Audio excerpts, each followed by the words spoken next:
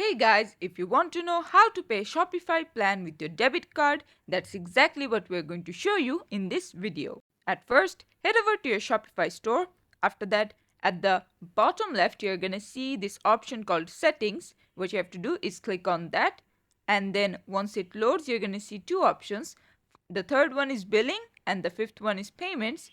Now, you can either go to billing and then the first option that you see, add payment method, you can click on that one, and then you see this option called credit card, so click on that and then go to PayPal.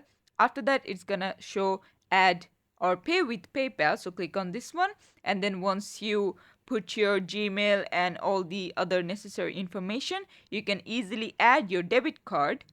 Or you could just head back into the fifth options, which is payments, and then the second option that you see, add payments method, click on this one. Now you're going to see two options. If you click on the first one, search by payment methods, you're going to see all the card options that they're there.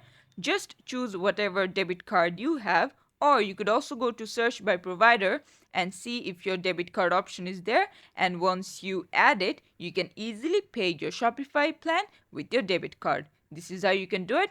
Thanks for watching this video, and I'll see you guys in the next one.